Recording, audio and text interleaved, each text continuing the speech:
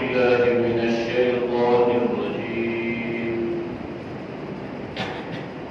بسم الله الرحمن الرحيم ليس على الضعفاء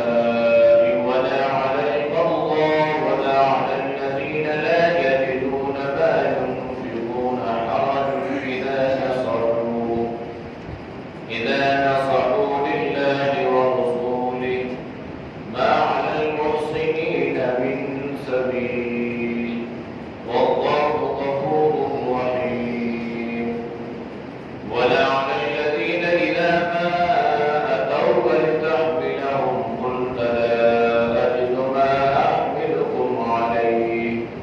تولوا وأعينهم تفيض من الدمع حزنا ألا يجدوا ما ينفقون إنما السبيل على الذين يستأذنونك وهم أغنياء رضوا بأن يكونوا مع الخوالف وطبع الله على قلوبهم فهم لا يعلمون صدق الله العظيم. ترجمہ لیسا نہیں ہے علی الضعفاء کمزوروں پر ولا اور نہیں ہے علی المرضى مریضوں پر ولا اور نہیں ہے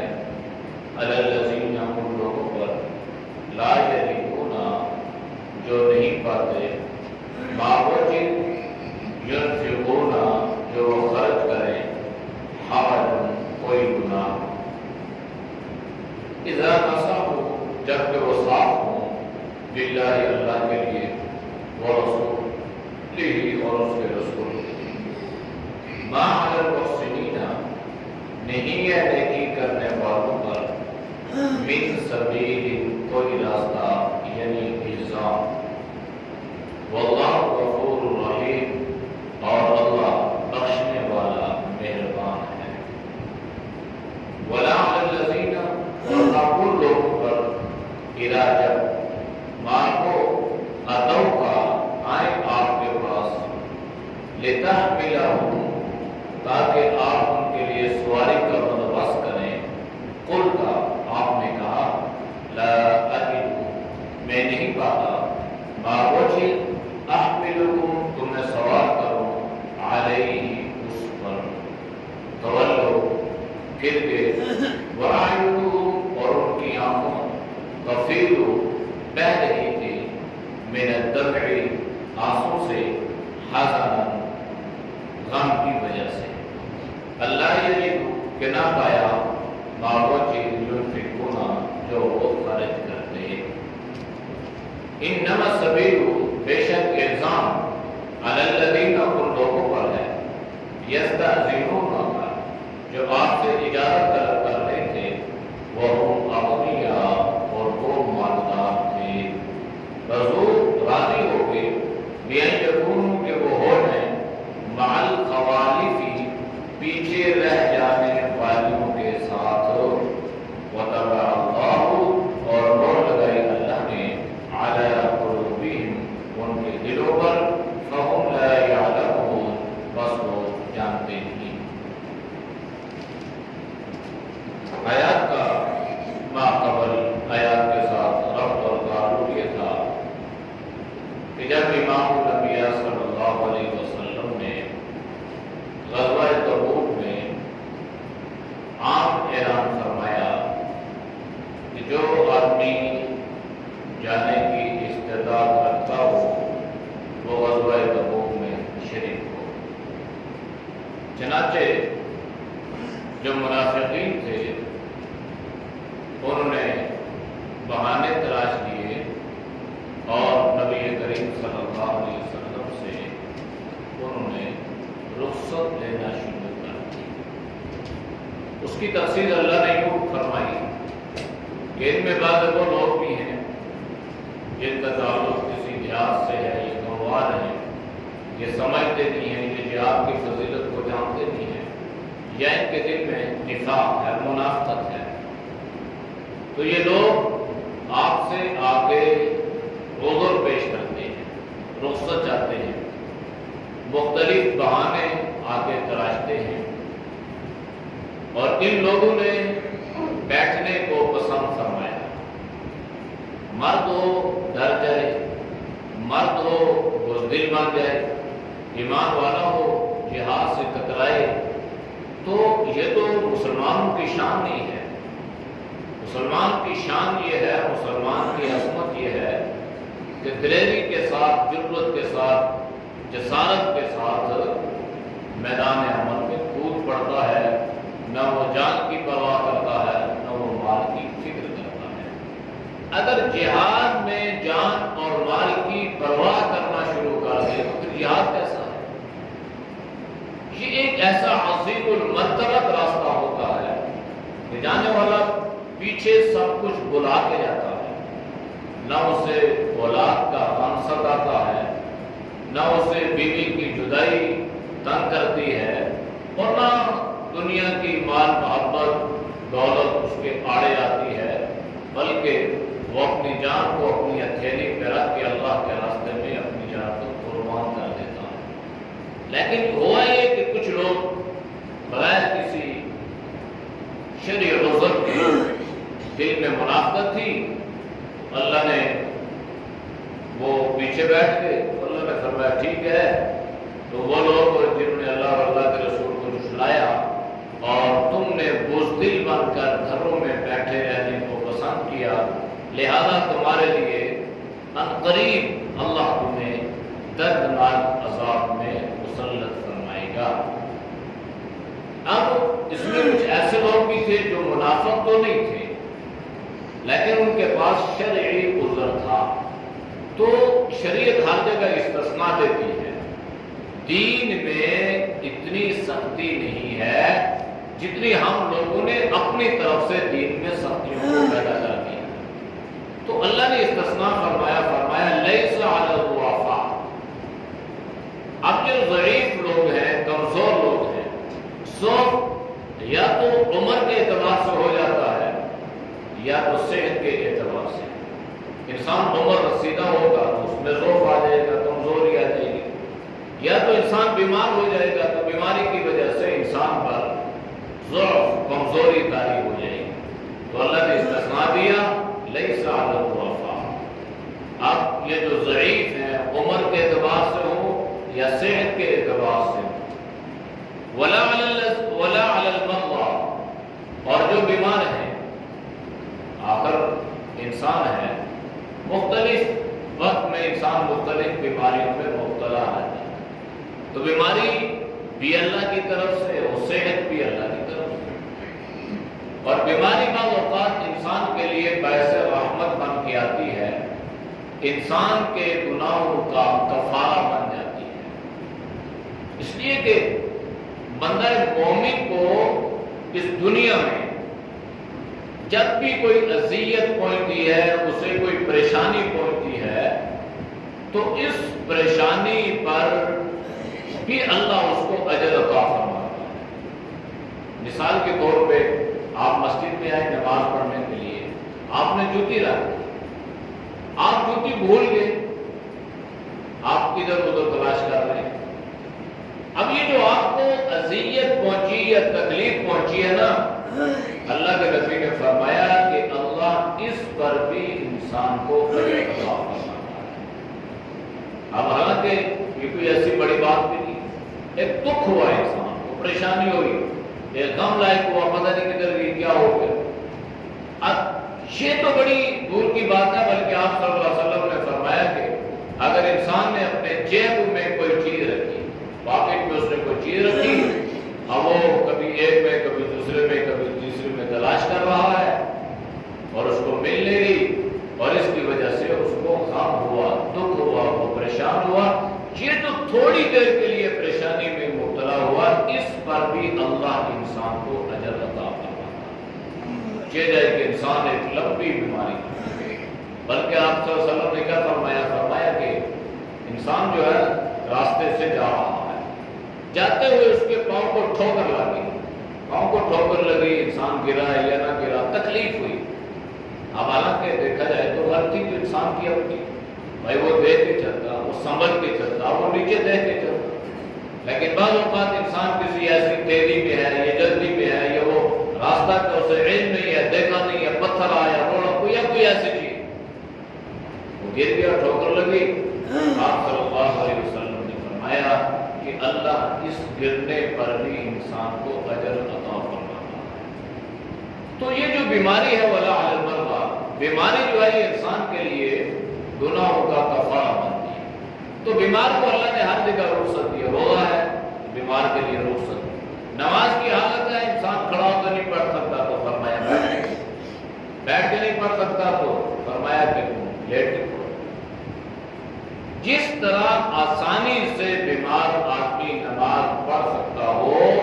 اسی طرح اس کے لیے نماز ادا کرنا یہ اس کی کامل نماز ہوگی، یہ اللہ نے اس طرح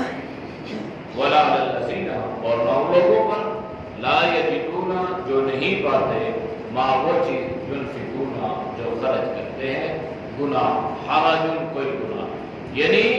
کمزوروں پہ بھی کوئی گناہ نہیں ہے، مریضوں پر بھی کوئی گناہ نہیں ہے، اور ہر اس مسلمان پر کوئی گناہ کوئی وبال نہیں ہے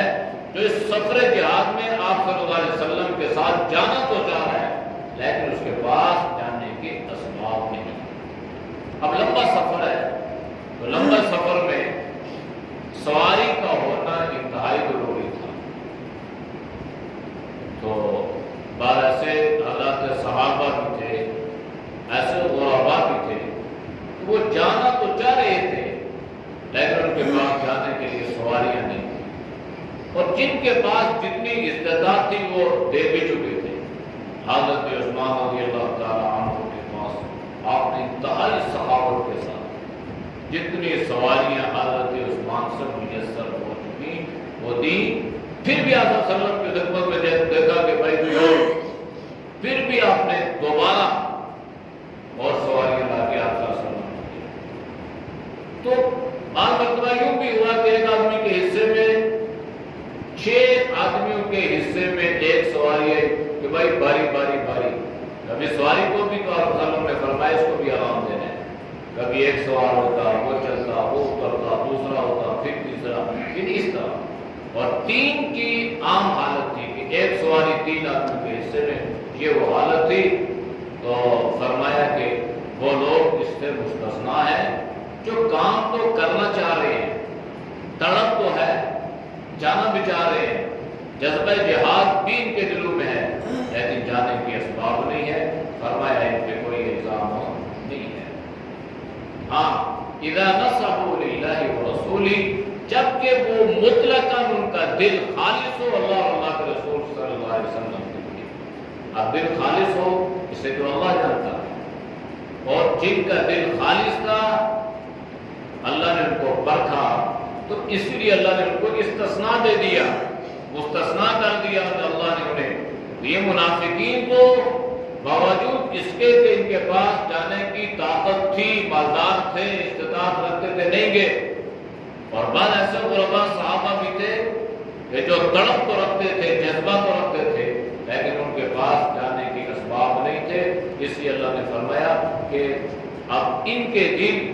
محض اللہ اور اللہ کے رسول صلی اللہ علیہ وسلم کے لیے دھڑکتے ہیں، خالص ہیں، کوئی ریا، کوئی نمود و نمائش یا کوئی منافقت ان کے دلوں میں نہیں ہے، لہذا اللہ نے انہیں بھی استثناء دی۔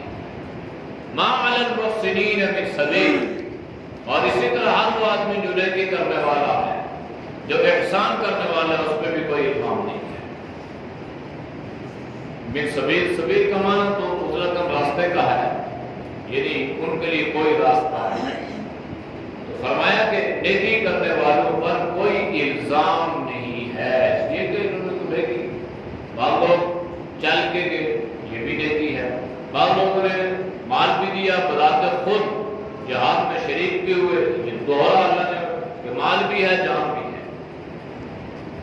واللہ غفور رحیم، اور اللہ بخشنے والا مہربان ہے،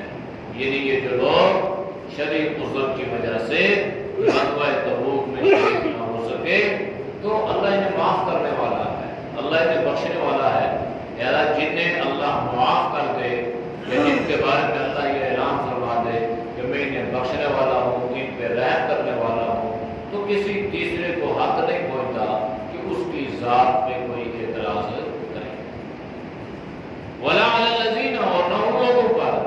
اذا ما اتوک، جو آپ کے پاس آتے ہیں، کیوں؟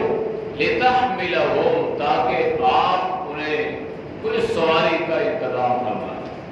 بعض ایسے بھی تھے کہ جو جناب نبی کریم صلی اللہ علیہ وسلم کی خدمت عالیہ میں حاضر ہوئے اور آ کے درخواست پیش کی، اللہ کے نبی ہمارے پاس جانے کے لیے اسباب نہیں ہے، سواری نہیں ہے، اور آپ ہمارے لیے سواری کا انتظام کریں، اسباب کا انتظام کریں تو ہم آپ کے ساتھ جانے کے لیے تیار ہیں۔ لیکن آپ نے کیا فرمایا؟ قلت، آپ نے فرمایا لا اجد، میں نہیں پاتا ما وجد احملکم علیہ، کہ جس پر آپ کو سوار کروں، یعنی اور سواریاں نہیں ہیں۔ انتہائی صحابہ نے سخاوت کا مظاہرہ کیا، اس کے باوجود حالت یہ ہے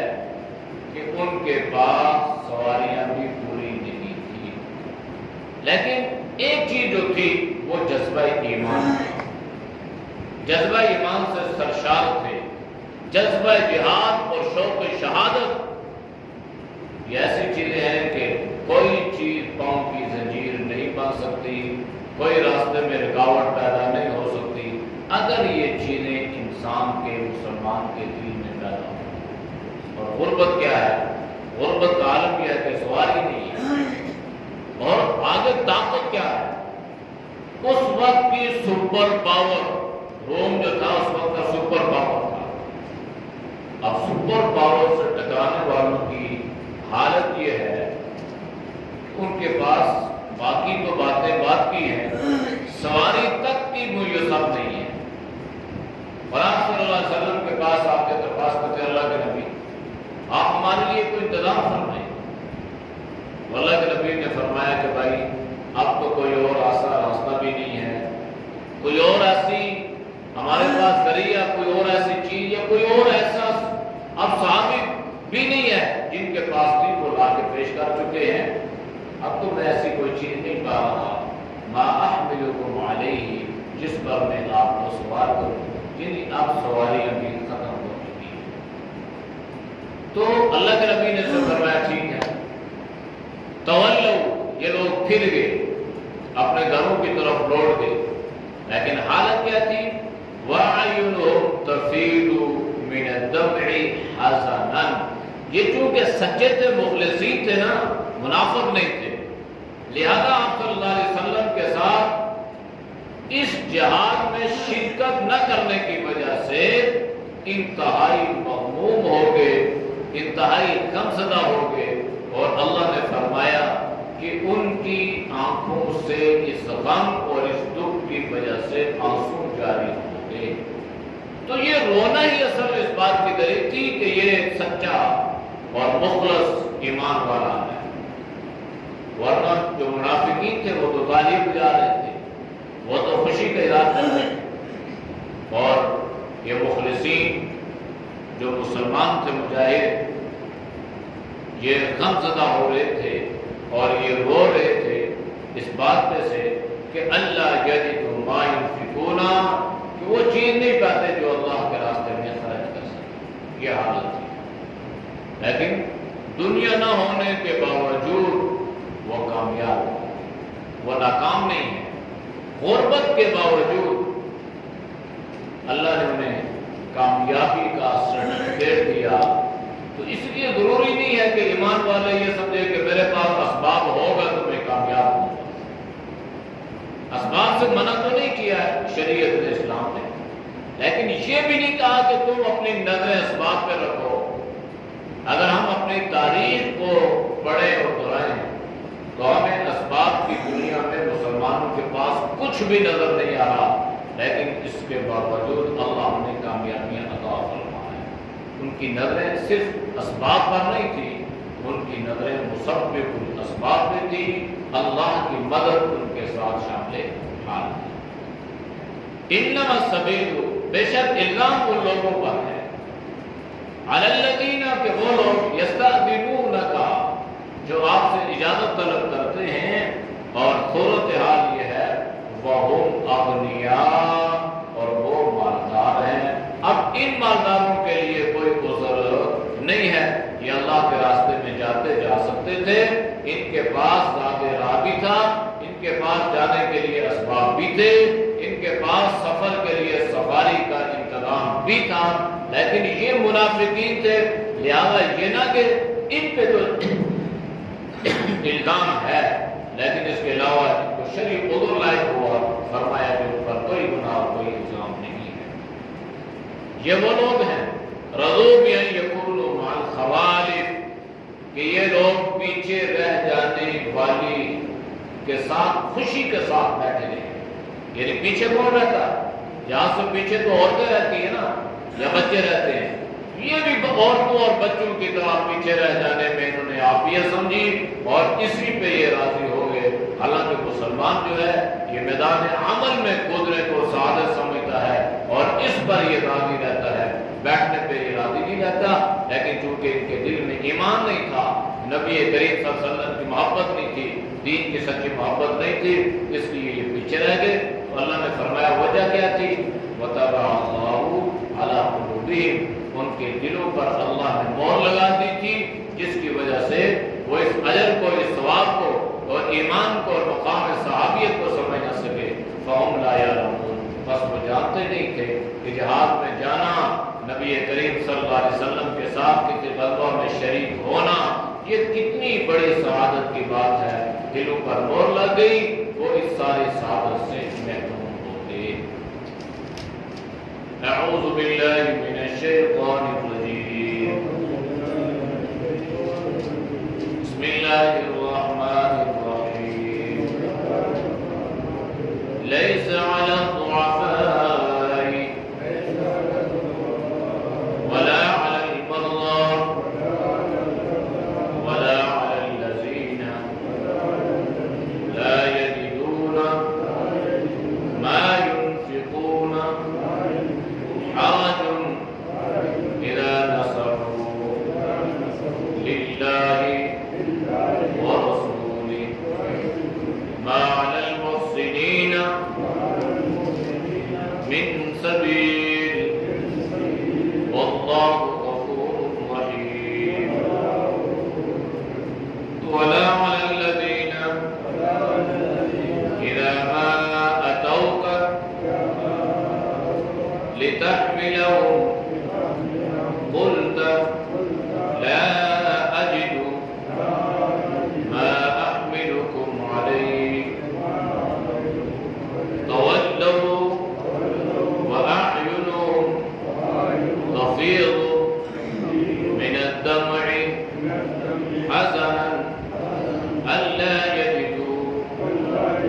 ما ينفقون إنما السبيل على الذين يستأذنونك وهم أغنياء رضوا بأن يكونوا مع الخوالف وطبع الله على قلوبهم فهم لا يعلمون۔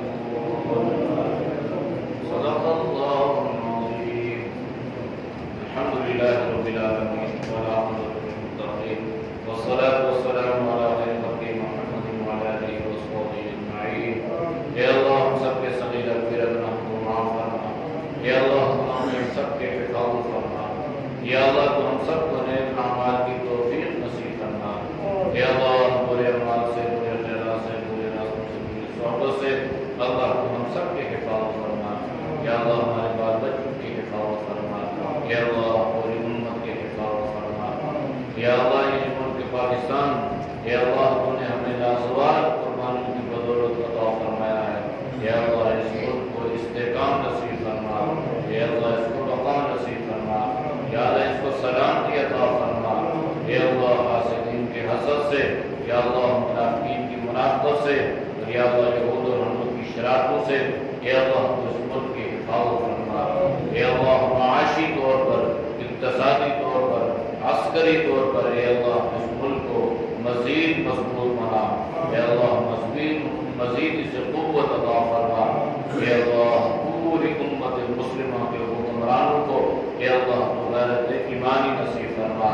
یا اللہ مجاہدین اسلام کی بالخصوص مدد و نصرت فرما. یا اللہ ان کے راستے میں جتنی رکاوٹیں اور مشکلات ہیں اللہ اپنے فضل سے اپنے کرم سے دور فرما. یا اللہ اپنے اسلام کو غلبہ نصیب فرما. یا اللہ کفر کا مقابلہ فرما. اللہ ہماری دعاؤں کو اپنی بارگاہ میں قبول فرما. صلی اللہ تعالی علی نبی امی وعلی آلہ وصحبہ اجمعین برحمتک یا ارحم الراحمین. اللہ کی سپارہ ختم ہو گیا تو اس طرح چلا گیا. یہ بھی ماشاءاللہ ختم ہو گیا. تو کوشش کرو فاروق صاحب نے تھوڑا اپنی حاضری لگاؤ. اسلام کا